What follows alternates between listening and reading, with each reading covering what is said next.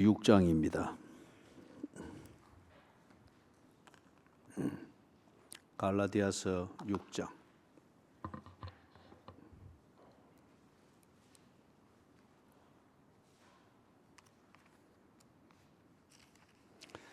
자, 1절에서부터 5절 같이 읽습니다. 형제들아, 사람이 만일 무슨 범죄한 일이 드러나거든 신령한 너희는 온유한 심령으로 그러한 자를 바로잡고 너 자신을 살펴보아 너도 시험을 받을까 두려워하라. 너희가 짐을 서로 지라. 그리하여 그리스도의 법을 성취하라. 만일 누가 아무것도 되지 못하고 된 줄로 생각하면 스스로 속임이라. 각각 자기의 일을 살피라. 그리하면 자랑할 것이 자기에게는 있어도 남에게는 있지 아니하리니. 아멘.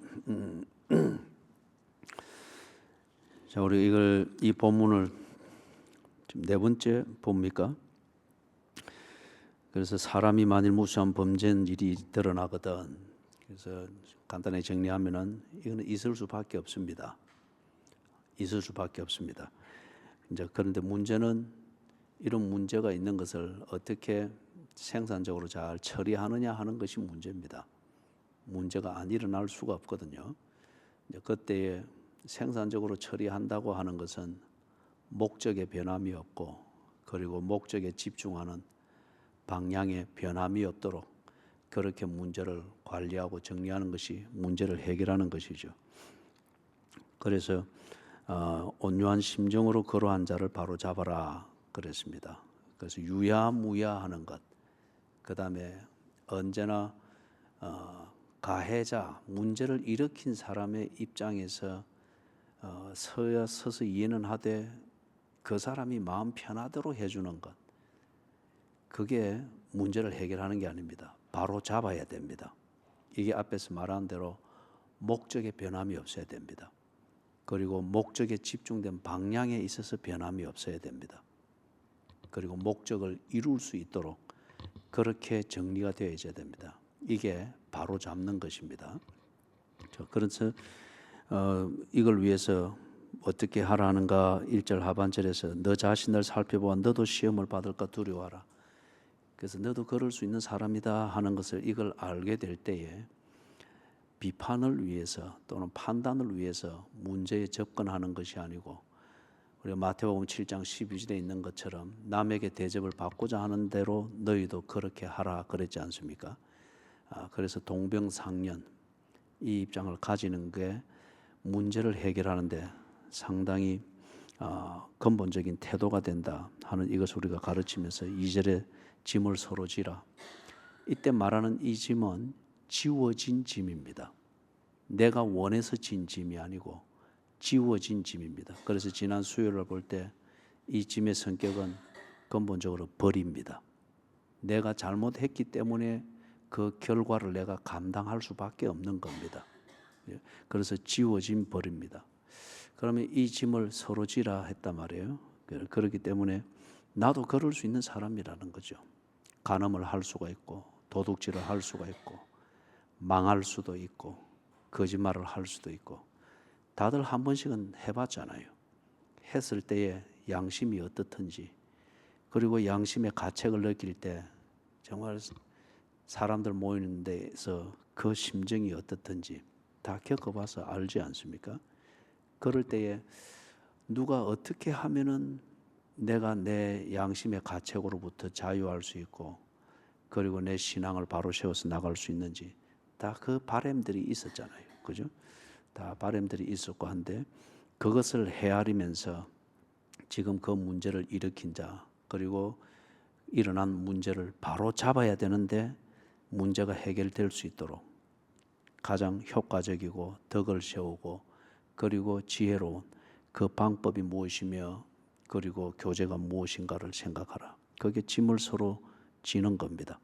그래서 이것은 내가 원해서 만든 것이거나 아니면은 뭐 좀 더 높은 목적을 위해서 내가 만든, 우리 흔히 하는 표현을 말하면 사서 하는 고생이 아니고 일어난 문제, 이것이 더 파급되어지고 이것 때문에 근본적인 것이 무너지는 것을 막아야 되는 이게 있습니다. 그리고 그게 지금 2절에서 말하는 짐입니다. 그리고 이래 하는 게 얼마나 가치가 있는가, 그걸 2절 하반절에 말하는 게 그리스도의 법을 성취하는 것이라고 합니다. 이웃을 내 몸처럼 사랑하라 하는 그게 그리스도의 법이죠. 그래서 이웃을 내 몸처럼 사랑하기 위해서 첫째, 문제는 바로 잡아야 되고, 둘째, 그 사람이 바로 설 수 있도록 최대한 지혜롭게 처신을 하는 것, 이게 이웃을 내 몸처럼 사랑하는 것입니다. 자, 그러면 이걸 위해서 3절, 4절에서 짐을 서로 지기 위하여서 어떤 태도를 가져야 되느냐, 이거는 지난 수요일날 봤던 것 5절에 읽었죠. 각각 자기의 짐을 서로 질 것이라 이렇게 했단 말이에요.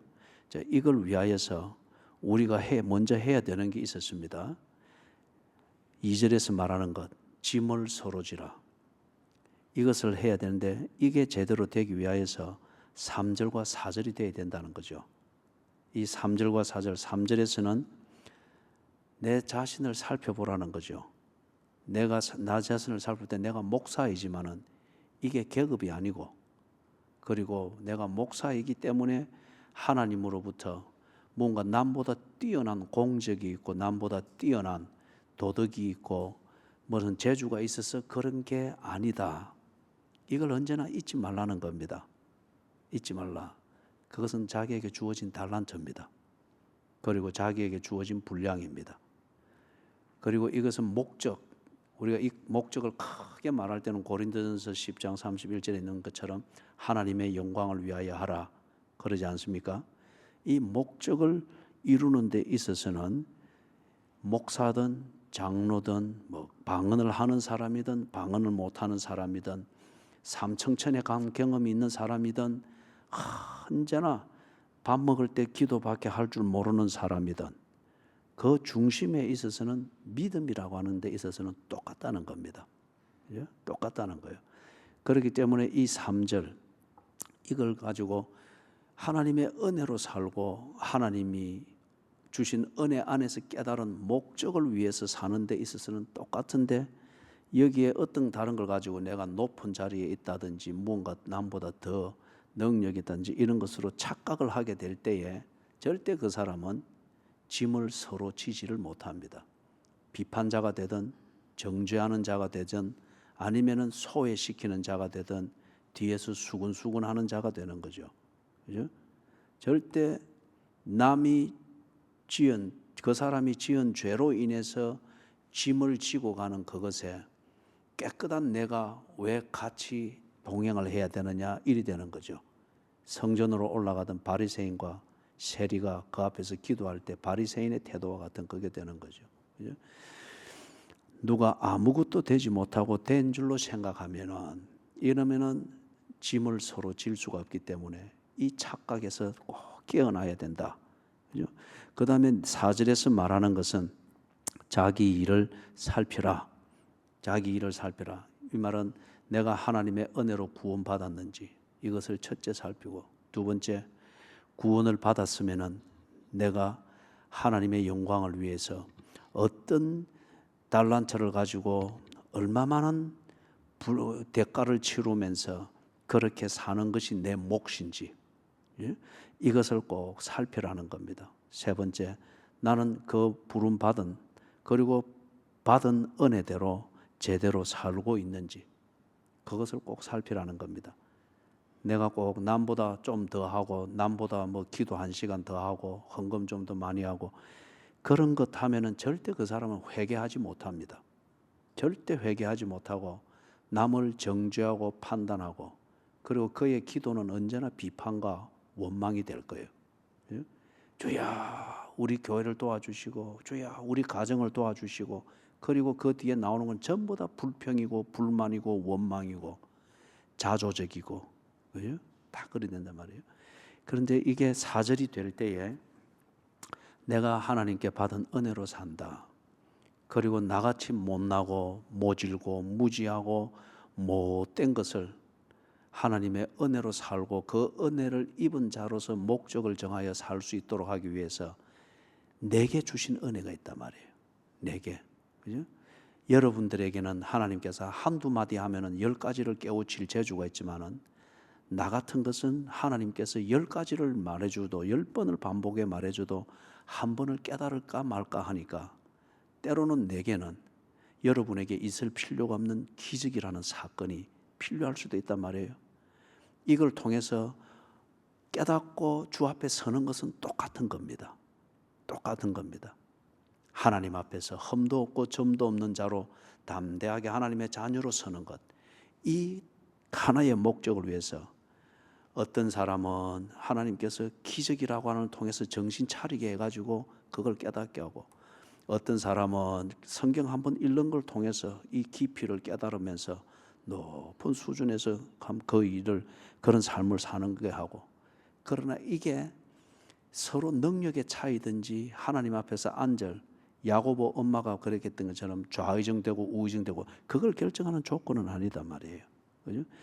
이걸 딱 알게 될 때에, 4절에서 말한 거, 이걸 알게 될 때에 나처럼 되지 못하고 범죄하여서 지어진 짐, 벌을 당하고 있는 이 사람을 볼 때 불쌍히 여기는 마음이 있죠. 그걸 동조하고자 하는 이런 교만이 아니고 불쌍히 여기는 마음이 있으며 그를 바로잡기 위해서 도와줄 일이 무엇인가를 생각하게 되는 거죠. 그래서 3절, 4절. 3절은 네 처지를 꼭 알아라. 4절은 하나님께서 나를 구원하기 위해서 내게 꼭 맞는 대로 은혜 주신 것을 잊지 말아라. 이 두 가지가 될 때 짐을 서로 질 수 있습니다. 동시에 이 두 가지가 제대로 딱 정리가 되려고 하면은 5절이 기본이 되어야 됩니다. 각각 자기의 짐을 질 것이라. 이때 말하는 짐은 내가 자원해서 지는 짐입니다. 예를 들면 어떤 사람은 새벽 기도를 죽지 못해 합니다. 체면 치레로 합니다.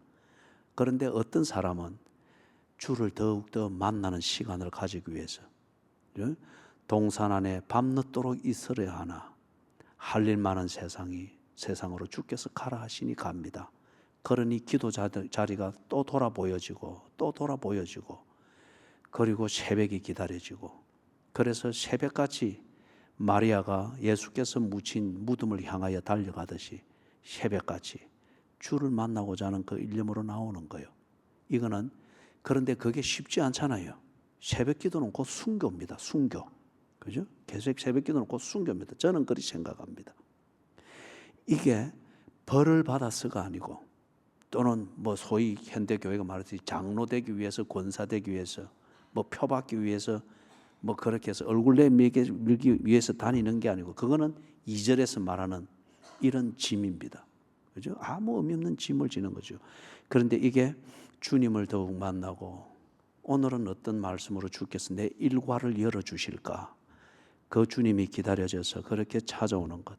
몸은 천근만근이지만은 그 바램과 주를 그리워함과 주님이 오늘도 하루를 인도하시니 어떤 계획을 가지고 인도하실까? 주님의 생각을 엿보고 엿듣고 또는 들여다보고자 하는 이 기대와 그리움으로 오게 될 때, 이거는 5절입니다. 원하여 지는 짐입니다. 그걸 통해서 더욱 그리스도인의 삶을 개발하고 자기 목적을 더욱더 분명히 알고 그 목적에 집중하는 그 하나님의 은혜를 받고 그 은혜대로 나를 다스려 주님 보시기에 좋고, 그리고 내 삶의 목적이 되고 보람이 되는 그 살아야 될 삶의 내용을 구체적으로 알고 그것에 집중하고자 하는 것, 이게 짐입니다. 그래서 때로 다툴 일들이 왜 없겠어요? 그리고 때로 왜 욕을 하고 싶은 그 감정이 왜 없겠어요? 한테 쥐어받고 싶은 그러한 충동이, 그리고 그리해야 문제가 해결될 것 같은 충동이 왜 없겠어요? 그렇지만은 예수께서 베드로에게 말씀한 대로 칼을 거두어라 하는 그 말씀 앞에서 꾹꾹 참으면서, 그죠? 꾹꾹 참으면서 주님 어떻게 하면 되겠습니까? 어떻게 하면 되겠습니까?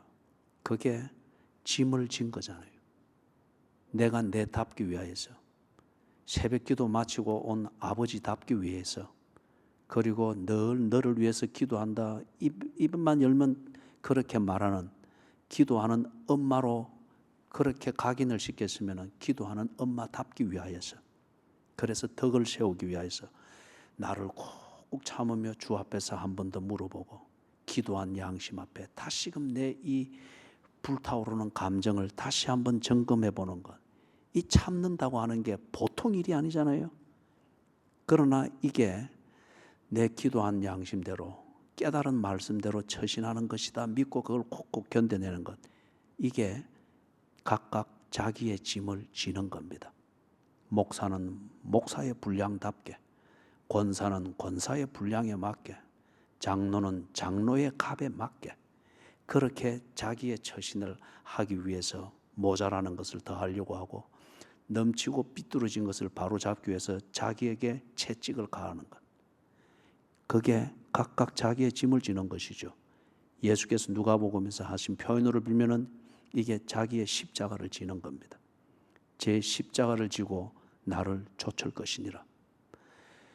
열매가 맺혀지지 아니하는 십자가는 그냥 고행주의고 종교에서 말하는 금욕주의에 지나지 않습니다. 기독교에서 말하는 십자가는 반드시 죄에 죽고 의에 대하여 살아나는 생명이라는 이 열매가 있습니다.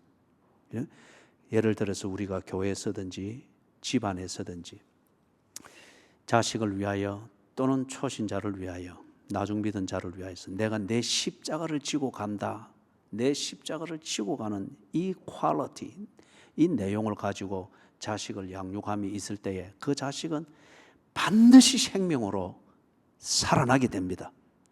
반드시. 오늘 한 청년과 한 3시간 반을 대화를 나누면서 상담을 이래 쭉 했는데, 제가 화요일 날 성경 공부 시간도 이 만남을 기대하고 있다고 하는 걸 이야기했죠. 놀라운 내용이었어요. 놀라운 내용이었어요.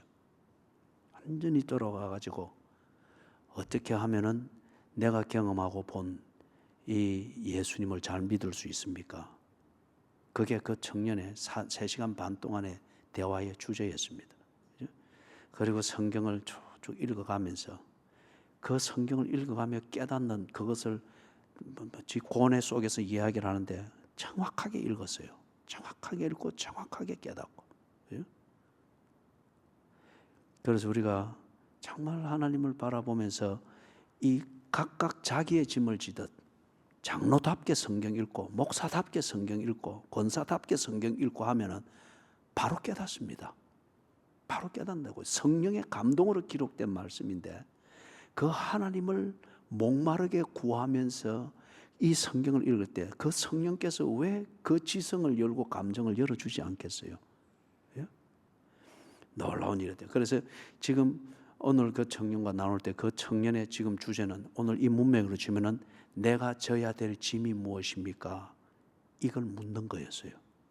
내가 져야 될 짐이 무엇입니까?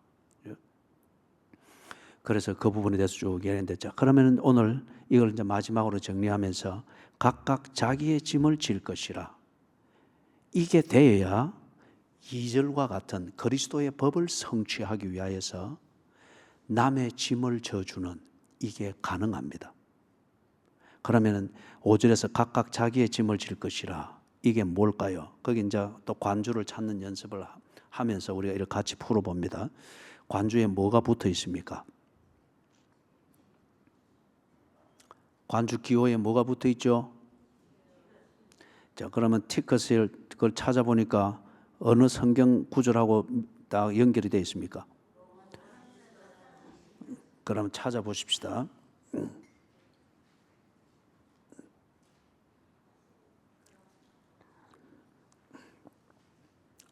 로마서 14장 12절 찾으셨어요? 예. 같이 한번 읽어봅니다. 시작. 이러므로 우리 각 사람이 자기 일을 하나님께 짓고 하리라. 여기서 그러면 한 가지 분명히 알 수 있는 것은 하나님 앞에 만나서 하나님으로부터 평가를 받는 것은 각 사람이 자기가 한 내용대로 받는 것이다. 예?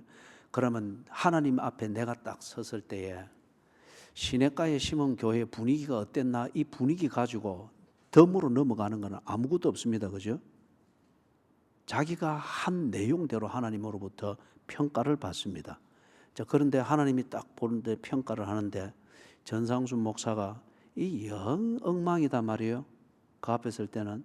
그런데 내가 남의 짐을 함께 지겠다고, 그래서 교회의 화목을 도모하고 무슨 그 사람을 교회 떠나지 않도록 붙잡고 이래서 뭐도 사주고 뭐도 사주고 뭐 그리 하면서 이리 분위기 좋게 했기 때문에 하나님 앞에 떴을 때, 첫째, 그렇게 한 결과로서 그 사람이 바로 서지느냐? 그럴 수 없다는 거예요.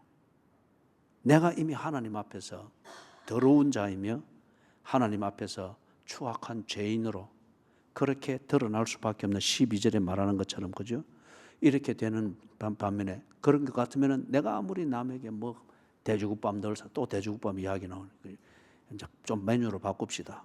칼국수 사주고 뭐 짬뽕 사주고, 그죠? 그래 할지라도 그가 내가 베푸는 그 선심을 가지고 그가 먹고 자라고 그 영혼에 끼어지는 체질은 나와 같은 죄를 본받을 뿐이라는 거죠. 그래서 하나님 앞에 서서 각각 하나님 앞에 자기의 일을 짓고 하리라. 그럴 때에 내 선심 가운데서 교회는 붙어 있지만은 그가 예배를 통하여서 또는 찔리는 말씀을 통하여서 하나님 앞에서 눈을 감고 기도하십시다 할 때 기도할 때 지가 할 수 있는 것은 캄캄한 죄악뿐인 거예요. 그죠? 캄캄한 죄악뿐인 거예요. 자, 여기 이제 그러면 여기서 이 관주를 통해서 12절을 볼 때 한 가지 분명한 것은 우리 각 사람이 하나님 앞에서 내 내용, 내가 하고 있는 일의 내용과 그것을 하는 그 인생을 사는 중심을 하나님 앞에 개인적으로 평가받고 하나님은 그 개인을 판단하실 것이라고 합니다. 이게 여기 분명하죠, 그죠? 자, 그러면은 우리 각 사람이 자기 일을 하나님께 짓고 하리라. 이 자기 일이 무엇일까? 그 또 관주는 뭐로 되어 있습니까? 우리 각 사람이 자기 일을 하나님께 짓고 하리라. 관주의 뒤끝으로 되어 있죠, 그죠? 예. 자, 그 뒤끝을 보니까 세 개의 참고 구절이 있죠. 마태복음 12장 36절 빨리 찾아보십시다. 마태복음 12장 36절.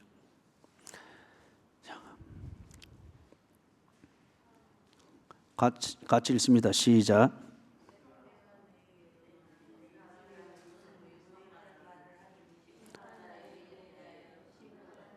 그렇죠. 여러분이 딱 지금 수요일 날 집에 돌아가가지고 빨리 TV 틀어가지고 지나간 드라마 이래 보면서 보니 한 3분의 1쯤 지나가가지고 리모컨 탁 던져서 에이, 전 목사는 수요일마다 이리 오래 해가지고 막 그 말을, 무익한 말을 하나님이 다 듣고 계신다는 거예요. 그죠? 그 말을. 누가 되게 찔리죠, 그죠?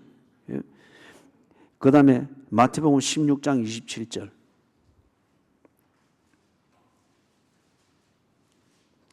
찾으셨어요? 같이 읽습니다. 시작.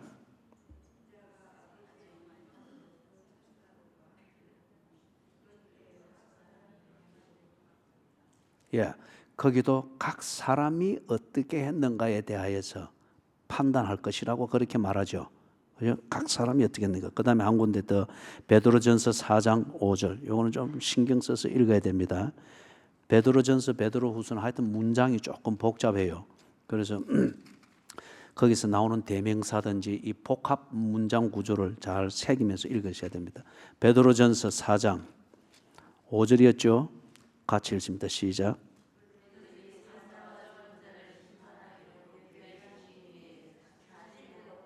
예, 그들이 지금 하나님 앞에 선 자들입니다. 그런데 사실대로 고합니다. 이게 분위기로 되는 것도 아니고 어떤 것들로 되는 것도 아니고 하나님은 그 사실 그대로 판단하신다 그렇게 합니다. 그러면서 로마서 14장 12절로 다시 넘어오니까 거기 관주 뒤끝에 보니까 비교해 보십시오 해가지고 갈라디아서 6장 5절 있죠. 우리가 본 그 내용이에요. 그죠? 각각 자기의 짐을 질 것이니라. 그런 것 같으면은 각각 자기의 짐을 진다고 하는 것은 앞에 마태복음 12장, 그다음 마태복음 16장, 그리고 베드로전서 4장 여기 참고 구절들을 비교해서 딱 보니까 각각 자기의 짐을 지는 것은 뭡니까? 이 짐이라고 하는 것은 그리스도인답게 사는 내용입니다. 지 믿음을 따라서 그리스도인답게 산 내용입니다. 그래서 무익한 말을 하든지 아니면은 천군 천사와 함께 와서 심판을 다 할 그때든지 아니면은 그 심판대 앞에서 그들이 다 해서 시냇가의 시민교회 출신입니다 해서 무디기로 넘어간 법이 없다는 거예요. 사실대로 말하리라 그러지 않습니까? 그러면 각각 자기의 짐을 질 것이니라. 이게 그리스도인답게 네 이웃을 네 몸처럼 사랑하라. 네 하나님을 힘과 마음과 뜻과 정성과 목숨을 다하여 사랑하라. 그리스도의 법을 받았습니다. 그러면 내가 그리스도인일 것 같으면은 이 법대로 살기 위해서 내가 어떤 고뇌를 가지며 그 중심을 가지고 무엇을 나누었는지, 무엇을 참았는지, 무엇을 시도했는지, 그죠? 이대로 판단한다. 그러면 이 삶을 사는 내용, 그게 내가 지어야 될 나의 십자가며 나의 짐입니다. 그죠? 나의 짐입니다. 자, 그러면은 이걸 로마서 4장 14장 12절에 나오는 이걸 로마서 14장의 이 문맥에서 조금 더 살펴보면은 각 사람이 자기 일, 하나님께 직구할 일, 그리고 갈라디아서 6장에서 말하는 것, 각각 자기가 자기 짐을 진다고 하는 이 내용을 좀 더 우리 구체적으로 알 수 있을 겁니다. 14장 1절에 보니까 같이 읽어보십시다. 믿음이 연약한 자를 너희가 받되 그의 의견을 비판하지 말라. 자, 지금 여기서 말하는 것은 전제는 뭔가 하면은 믿음이 연약한 자라고 말하죠. 그 다음에 믿음이 연약한 자를 너희가 받되, 이때 말하는 너희는 15장 로마서 15장 1절, 이거는 우리가 셋째 시간에 갈 때 참고했죠. 15장 1절 같이 읽어보십시다. 시작. 믿음이 강한 우리는 마땅히 믿음이 약한 자의 약점을 담당하고 자기를 기쁘게 하지 아니할 것이라. 그러면은 14장과 15장 각 1절을 참고해 볼 때 같이 예수를 믿지만은 두 부류가 있습니다. 믿음이 강한 자가 있고 믿음이 약한 자가 있습니다. 그죠? 그러면 믿음이 강한 자는 많은 것들을 그리스도인의 삶에 합당한지 아니한지를 많이 바로 판단하면서 살 수가 있겠죠. 믿음이 약한 자는 이게 그리스도인으로서 합당한지 아니한지 헷갈리는 경우가 대단히 많겠죠.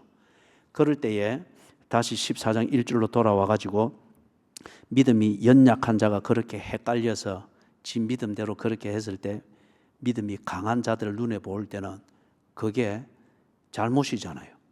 그죠? 그럴 때에 비판을 하게 된단 말이에요. 네가 그러고도 예수 믿나? 아니면 네가 그러고도.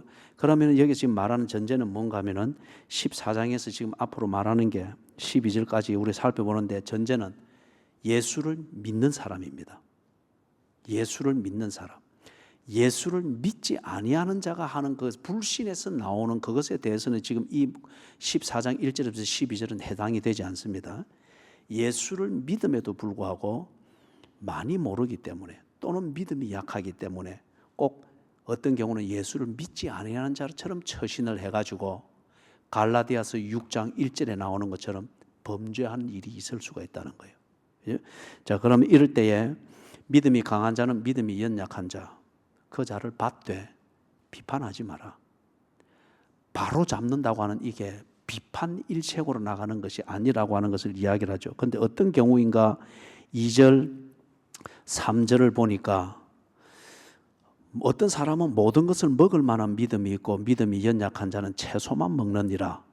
그러면서 3절에 같이 읽습니다. 먹는 자는 먹지 않는 자를 업신여기지 말고 먹지 않는 자는 먹는 자를 비판하지 말라. 이는 하나님이 그를 받으셨음이라. 자, 하나님이 그를 받으셨음이라. 같은 그리스도인입니다. 그런데 그 중에 어떤 사람은 교리적으로 잘 정리가 되어 있고 어떤 사람은 교리적으로 정리가 안 되다 보니까 지 맘대로 합니다. 그래서 이 사람들이 로마에 있는 그리스도인들 중에서 유대인의 율법과 거기서 나는 전통으로 잘 훈련이 되어져 가지고 율법적인 레위기서 11장에 나오는 것처럼 굽이 갈라진 것은 먹고 굽이 안 갈라진 것은 먹지 말고 비닐이 있는 것은 먹고 비닐이 없는 것은 먹지 말고 레위기서 11장에 그래 나와 있죠. 이런 것에 토대로 해가지고 이것을 지키는 전통들이 유대인 사회에 잘 되어 있단 말이에요. 이것을 잘 알고 있는 사람들은 교회 생활을 하면서 이거는 덕스럽지 못하다, 정리가 되는 거예요. 그래서 먹지 못할 것들을 알고 있습니다. 그 전통에 비추어서. 그런데 로마 출신의 사람이든지 이방인 출신으로서 예수 그리스도의 복음을 듣고 교회에 왔단 말이에요. 그럼 이 사람들은 이런 배경을 전혀 몰라요. 그냥 이게 건강에 좋으냐 안 좋으냐. 어떤 경우는 로마 아니면 달마디아 아니면은 그리스의 그 음식의 풍습을 따라서 좋고 안 좋고를 가지고서 먹기도 하고 안 먹기도 할 수가 있겠죠. 그죠? 예를 들면 우리 같은 경우에 뭐 서동에 사는 사람들이 먹는 신토부리 음식, 이걸 연산동에 사는 이 최대의 도시에 사는 사람들이 이리 먹는 것으로 비교하면은 늘 이 촌스럽단 말이에요. 그죠? 그렇다고 해서 왜 인상들이 구겨지고 그래요? 그죠? 그렇다고 해서 이걸 두고서 너는 믿음이 있다 없다 이리 말할 수 없다는 거예요. 왜요?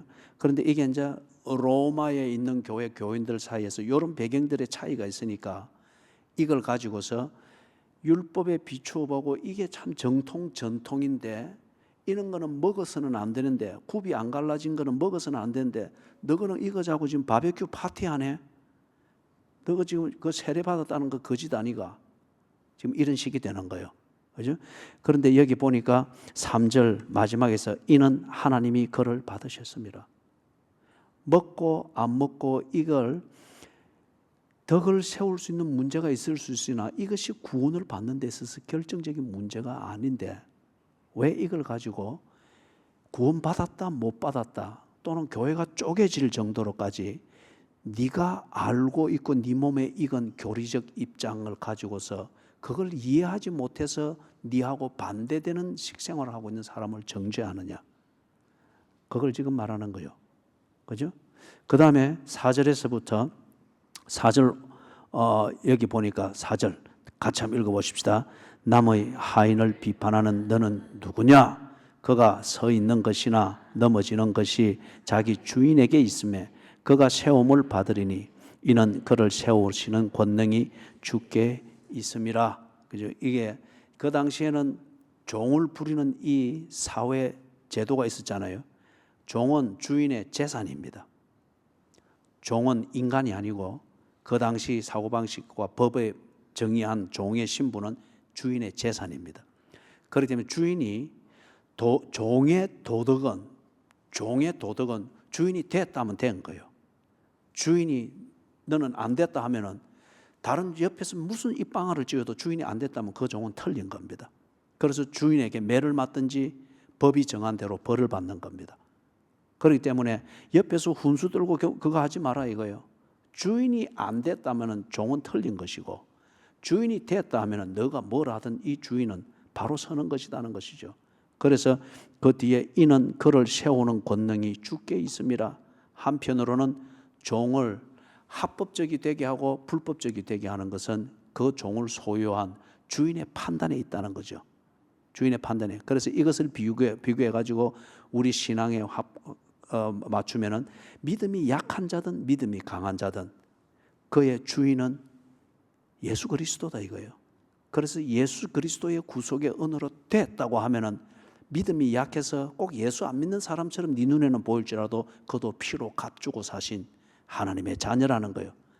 그래서 하나님이 예수 안에서 됐다고 하는데 네가 네 신앙생활하는 스타일대로 안 한다고 해서 왜 네가 정죄하느냐. 그것을 지금 비교를 하는 겁니다.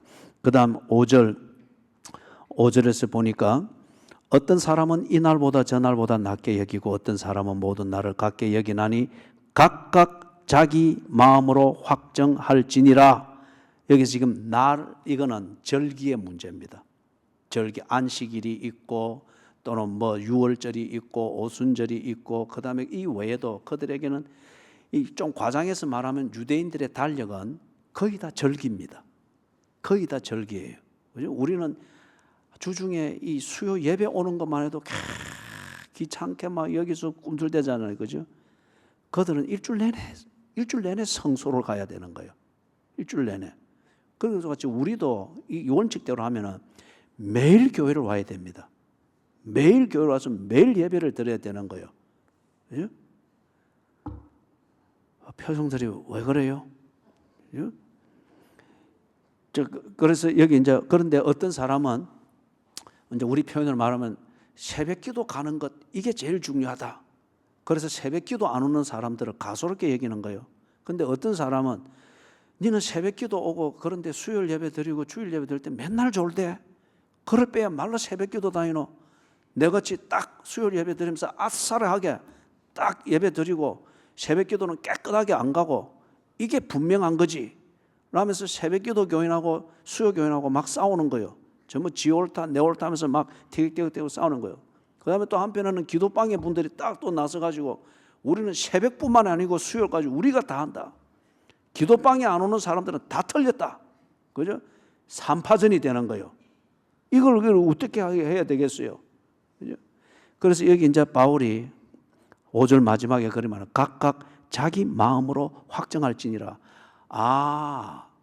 이제 여러분들이 살맛이 딱 난 거예요. 이거는 다 예수 믿고 신앙생활 하는 것도 엿장수 마음대로구나. 뭐 해서 내 마음 편하면 그럼 된 거고 내 마음 불편하면은 이거는 뭐 새벽 기도도 이건 틀린 거구나. 각각 자기 마음으로 확정할지니라 했잖아요. 그죠? 이게 여러분에게 복음으로 들려요. 그죠? 이게 내 마음 먹기 나름이네. 그래서 내일부터 새벽 기도 끝. 수요 예배 끝.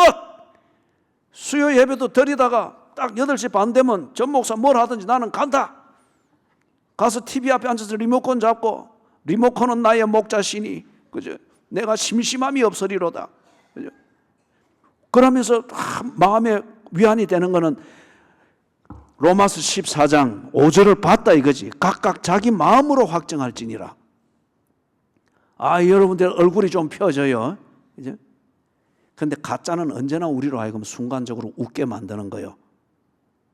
이걸 지 맘대로 풀면 그렇단 말이에요. 자, 여기 각각 자기 마음으로 확정할지니라. 우리 반주자 관주가 뭐가 붙었습니까? 그렇죠. 그래. 내가 그래서 딱 눈치를 채고 계속 이렇게 구부러지는 거예요. 눈이 안 띄려고. 자, 김덕순 집사님, 관주 뭐가 붙었습니까? 그것도 엉뚱한 들고 왔죠, 그렇죠? 그죠? 예. 홍성욱 권사님, 그것도 엉뚱한 걸 들고 왔죠, 그죠? 예.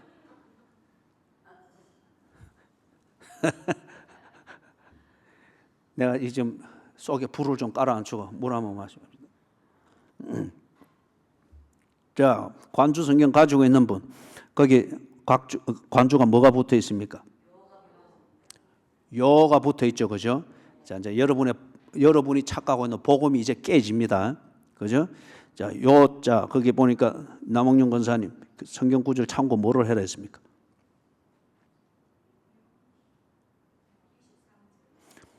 23절이 아니고 23절. 23절. 자, 23절 같이 읽습니다. 시작.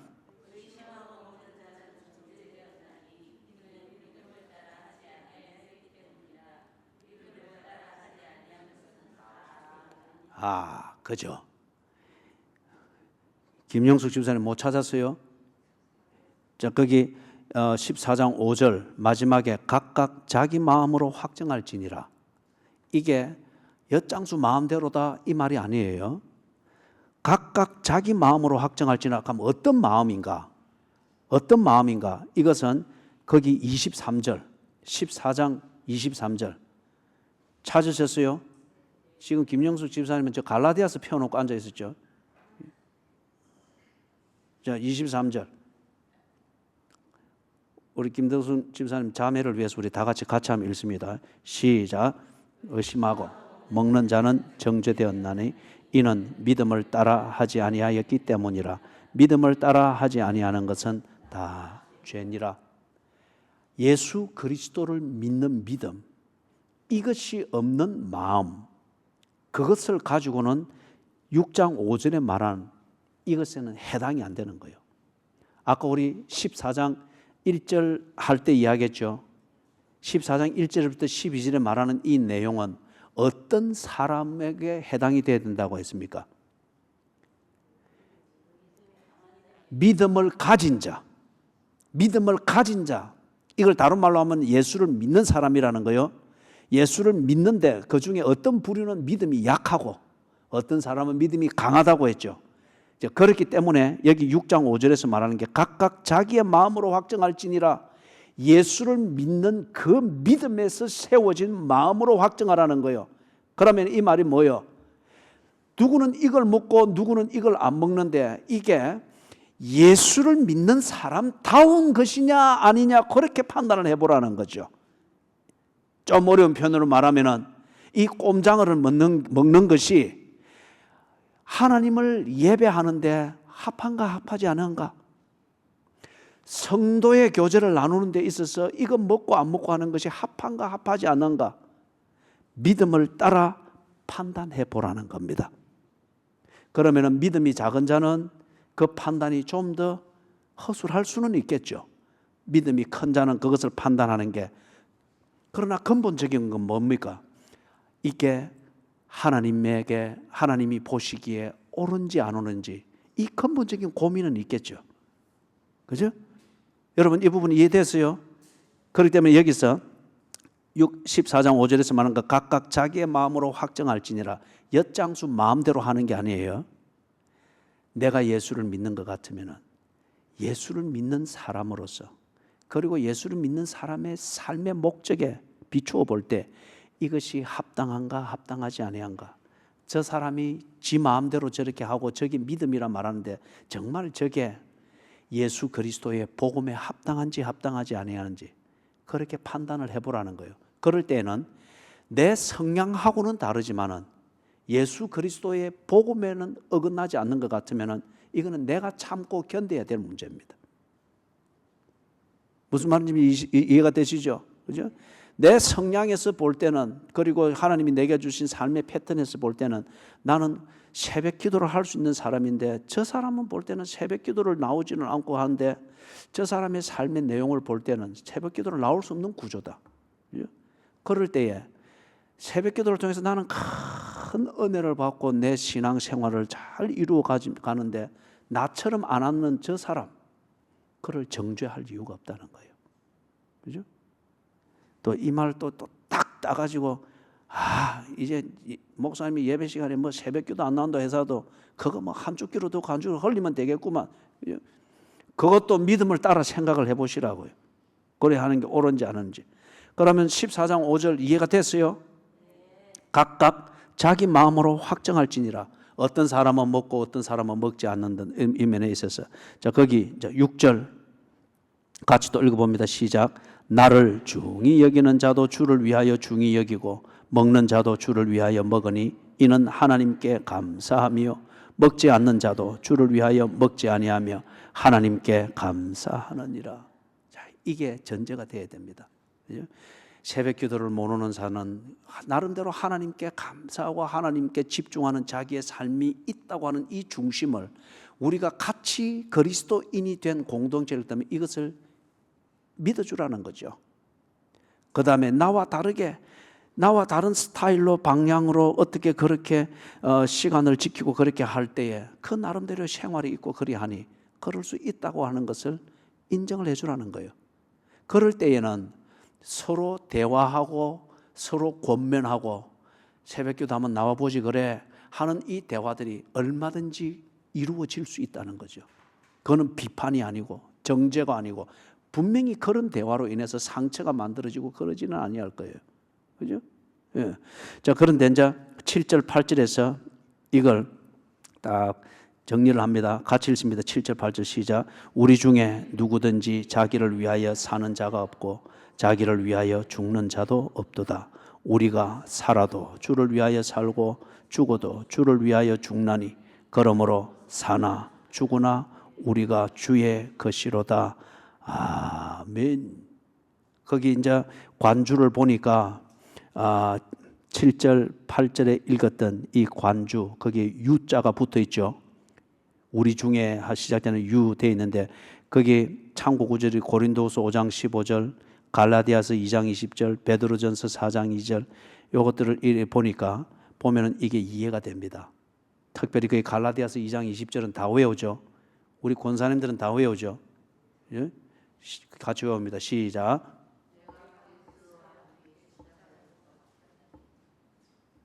그까지는 우리 평신도도 다 외워요. 갈라디아서 2장 20절 찾으십시다. 우리 권사님들 오늘 창피 당했다 그렇게 생각하고 이 속에 상처를 받아야 됩니다. 갈라디아서 2장 20절 찾았어요? 같이 읽습니다. 시작.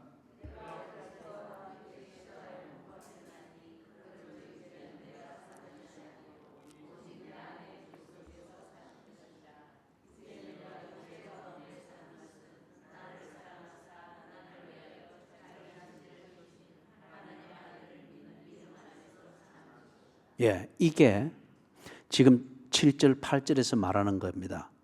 7절, 8절에 그래서 이걸 오해를 해서는 안 돼요. 이걸 오해해버리면은 앞에서 각각 자기 마음으로 확정할지니라 뭐 약한 믿음을 가진 자를 받고 비판하지 말라 하는 이걸 전부 다 털어지게 이해를 하게 됩니다. 7절, 8절을 이 관주와 비교해서 성경이 성경으로 해석하는 이 문맥에서 이게 이해가 안 되면은 이거는 자기 의지가 됩니다. 자기 의지. 내가 살아도 주를 위하여 살고 죽어도 주를 위하여 죽나니 이게 내 의지가 되는 거예요. 그렇게 해서 내 의지로 내 의지와 내 기분, 내 상태에 따라서 예수를 믿고 거기에 대한 열심을 내고 뭔가 남을 이해하려고 하고 사랑하려고 하고 이러다 보니 판판이 깨어지는 거예요. 이러다 보니 한동안 사랑했던 것만큼 원수가 되는 거라. 내 의지로 6절, 7절, 8절을 이해를 하고 이것을 실천하려고 하니까 내 의지를 꺾어놓는 일들이 얼마든지 일어날 수 있잖아요. 그죠? 얼마든지 일어날 수 있잖아요. 서로 사랑하고 막 우리가 교회가 천국이니 이래 해서 막 밤낮도 모르고 막 봉사하고 섬기고 즐거이 이래 하는데 어느 날 떡 뭔가 오해가 살만한 것이 뭐 하나 딱 생겼단 말이에요. 이걸 곱씹고 하니까 기분이 무지무지하게 나쁜 거예요. 그 다음에 이제 이 뭐 수요일 날도 빠지면서 리모컨 들고 새로 산 TV 앞에 앉아가지고 채널 이거 서핑하면서 요래 그러나 이게 더 막 올라오는 거예요. 그러니까 아이고 그 교회 없으면 없나? 다 원수 돼 버리는 거예요. 7절 8절을 오해한 겁니다. 갈라디아서 2장 20절에서 분명히 그리 말하잖아요.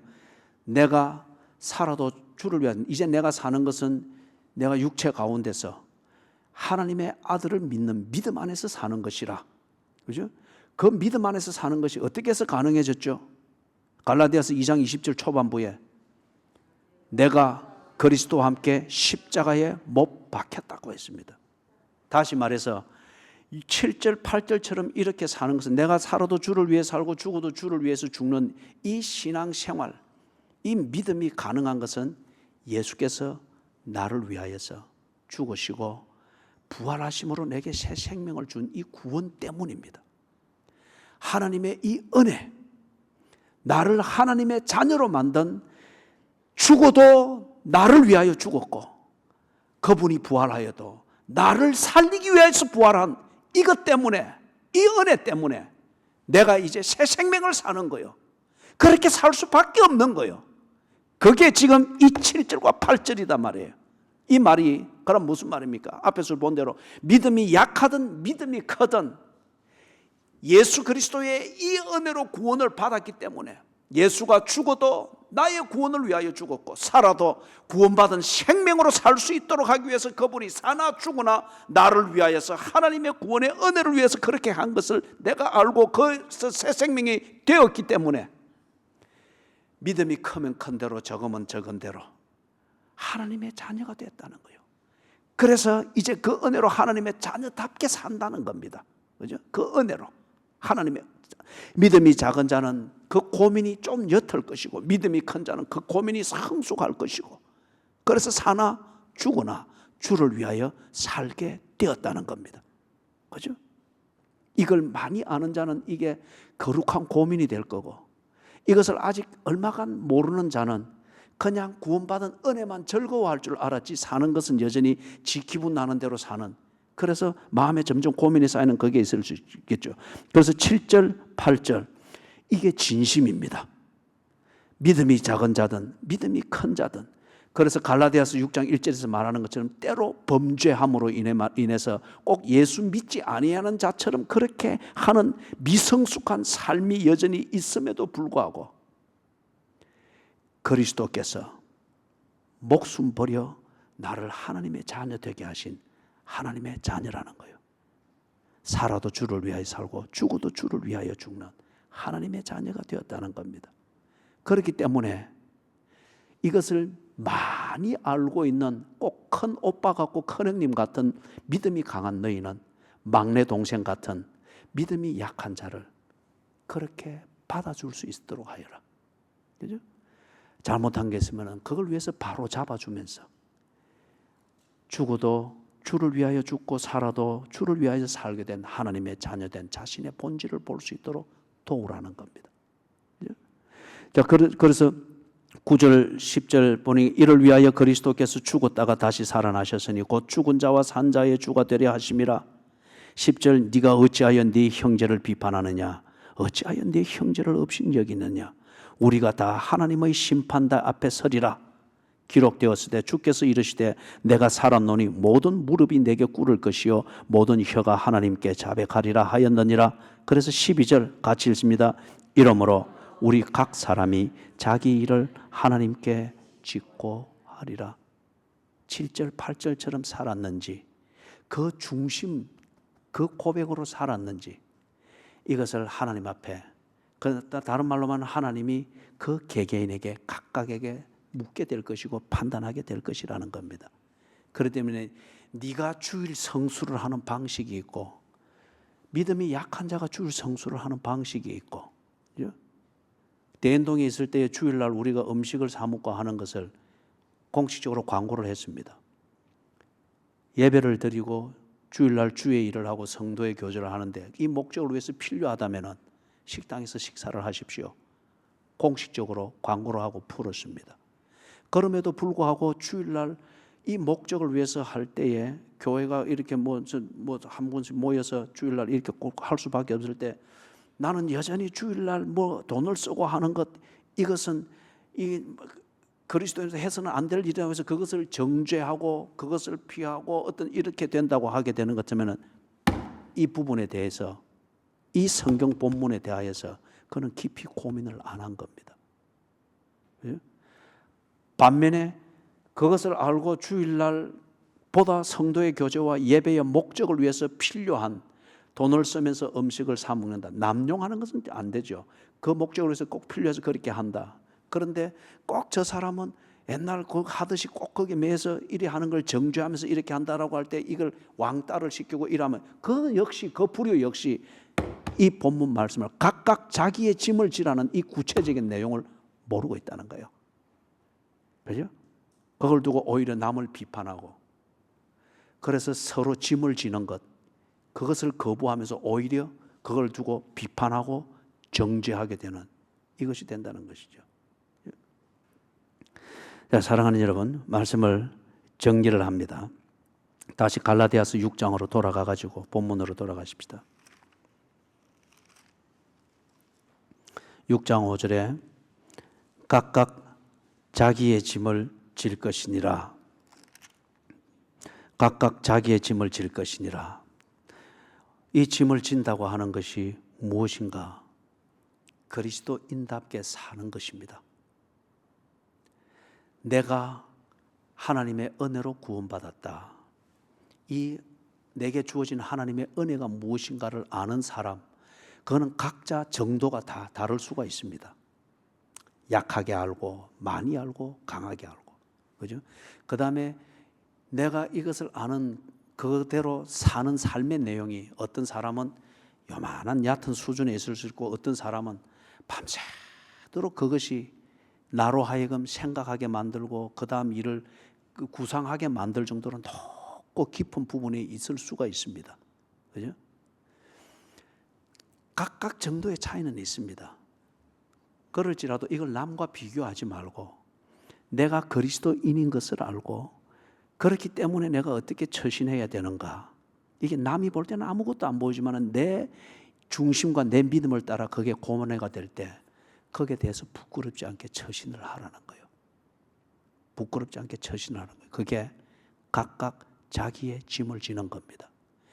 이렇게 고민할 줄 알고 이 고민을 따라 생활을 만들고 우선순위를 따라서 실천할 줄 알 때에 그 연장선상이 뭐죠?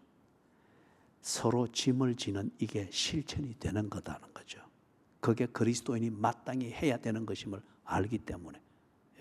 오늘 만나서 한 3시간 반 대화를 나눴던 그 청년의 고민이 바로 이 단계였습니다. 이 단계.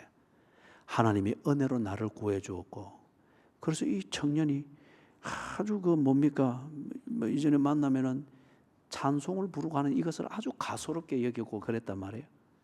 그런데 이번에 이 나름대로 내가 볼 때는 거듭나는 경험이었던 것 같아요. 그러면서 찬송을 그렇게 이제는 막 살갑게 듣는다는 거예요. 그 중에 지금 굉장히 자기에게 와닿고 감동이 되어지고 자기의 처지를 아주 생각하게 만드는 그 찬송가, 주 없인 살 수 없네. 그 중에서 2마디 구절을 아주 자연스럽게 내한테 이렇게 이야기하는 거예요. 그게 너무 이해가 안 되었다는 거예요. 그죠? 주 없인 살 수 없네, 죄인의 구주여. 이게 그렇게 깨달아지고 그 앞에서 너무너무 미안하고 동시에 죄인의 구주가 됐다고 하는 것. 거기서 내가 죄인이라고 하는 게 그렇게 깨달아진다는 거예요. 이 벌레 갖고 그 말 그대로 표현하면 이 젊은이의 표현이 벌레 갖고 아무 쓸모도 없는 나 같은 것을 위해서 예수께서 그렇게 죽으셨다고 하는 게 너무너무 미안하고 너무너무 감동스럽고, 그러면서 내게 던지는 질문이, 그래서 어떻게 살면 되겠습니까? 어떻게 하면 하나님을 더 알 수 있습니까?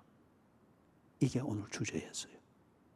이게 각각 자기의 짐을 지는데 이 청년 같은 경우는 이제 시작입니다. 그래서 하나님을 알아가는 이 몸부림 자체가 그에게는 지금 져야 될 짐인 거예요. 그 다음에 지금 목사쯤 되었다, 장로쯤 되었다, 권사쯤 되었다. 그들을 위해서, 그런 청년들과 같은 그들을 위해서 무언가 도움이 될 수 있고, 어떤 면에서는 교회에서 한번 온다 이래 하게 될 때에 무언가 하나님을 알 수 있는, 그것이 성도의 교제를 통해서 좀 도전이 되어질 수 있고 뭔가 좀 힌트가 되어질 수 있는 이런 것들을 준비를 해보고 하는 그런 게 우리가 져야 될 짐이겠죠. 그죠? 많이 받은 자에게 많이 구한다고 했잖아요. 예. 자, 그래서 말씀을 부디 이 갈라디아서 6장 1절에서부터 5절의 이 말씀이, 첫째는 내 자신이 그리스도인 것을 돌아보게 만들고, 두 번째는 내 자신이 그리스도인이기 때문에 남을 비판하는 것이 아니라 남을 세워주기 위해서 내가 무엇을 그리스도인답게 실천해야 되는가를 깊이 생각하게 만들고, 세 번째는 예전의 나와 같이 믿음이 연약하기 때문에 예수 믿지 않은 자처럼 범죄한 그런 경우가 있을 때에 이것을 바로 잡는 것, 이걸 위하여서 내가 그리스도인답게 처신하는 것이 무엇인지 이걸 깊이 고뇌하면서 그 무슨 구체적인 대안을 만들 수 있는 이런 실천이 바로 우리의 신앙생활이고 교회를 세워가는 것이다 하는 것이 정리가 될 수 있기를 바랍니다. 시간이 좀 갔지만 한 가지 기도의 제목 겸 이 부분을 이해하는 데 도움이 되기 위해서 간단히 나누고 마칩니다. 오늘 시킴에 있는 피터 삼슨 목사님과 통화를 하는 가운데 제가 2년 전에 거기 가서 집회를 할 때에 그 교회의 중심 역할을 하던 한 분입니다. 사루지라고 하는 분인데, 이분이 거기에 참 자리를 얻기 어려운 국가 공무원이기도 하면서 동시에 아주 신앙이 좋아가지고 뜨겁게 찬양 리더도 하고 막 이렇게 하면서 아주 중추적 역할을 했고, 내 눈에 보기에도 큰 기대가 되어졌어요. 역할이라는 면에 있어서. 그러면 국가 공무원이기 때문에 그 중에서는 수입이 가장 많은 사람 중에 한 명입니다. 그런데 40이 다 됐는데 아직 장가를 안 갔어요. 뭔가 그 사회로 치면 상당한 레벨에 있으니까 여러 가지가 고려해지겠죠. 그런데 오늘 이야기 들으면서 오늘 그런 충격적인 이야기를 들은 거예요. 그래서 이 친구가 다른 아가씨하고 다른 지역에서 늘 동급 비슷하게 살았다는 거예요. 이게 덜통이 나버린 겁니다. 예? 우리가 시편 새벽기도 볼 때 부끄러움 중에 덜어내리라 그랬죠, 그죠? 덜통이 나버린 거예요. 그러면서 교회도 알려주고 예수를 안 믿는 동네 사람들이 이제 그걸 보면서 거기도 아주 전통적인 사회니까 나름대로 그 도덕적 그게 있잖아요. 이걸 가지고 막 교회다가 막 불평을 하고 고발을 하고 이런 거예요. 그 다음에 교인 중에서 누가 목격을 한 거예요. 이게 덜통이 나누니까 나름대로 중심 역할을 하고 그 사회로 치면 이 사람은 유지고 엘리트입니다. 이게 너무 수치 가운데 드러나 버리니까 교회를 못 나오는 거예요. 교회를 쫓아낸 것은 아닌데 지 스스로의 자괴심 때문에 못 나오는 거예요. 그래서 이 피터 삼슨 목사가 몇 번을 찾아가서 권면하고 이래도 지 수치심과 동시에 지 사회적 체면에 대한 자의식이 용납을 못하는 거예요. 교회를 떠나 있는 거예요. 그럼 오늘 대화를 하면서 반드시 불러들여야 된다. 그 이야기를 했는데 이게 바로 잡고 하는 그 말에 해당된단 말이에요. 이게 만약에 오늘 우리 교회에서 이 문제가 있다. 어떻게 해야 되겠습니까? 이게 여러분의 가정에 있다. 예수를 믿는 부모로서 어떻게 해야 되겠습니까? 한편 이걸 바로 잡아야 됩니다. 다른 한편 짐을 서로 져야 됩니다. 이 두 가지 조화를 이루기 위해서 여러분의 짐을 어떻게 지겠습니까? 어떻게 하는 것이 그리스도인답게 새벽 기도 드리고 수요 예배 드리는 예수 믿는 부모로 알려져 있는 그 예수 믿는 부모답게 처신하는 것이겠습니까? 그죠? 자, 나의 모든 행실을 우리 같이 부르고 마치도록 하십시다.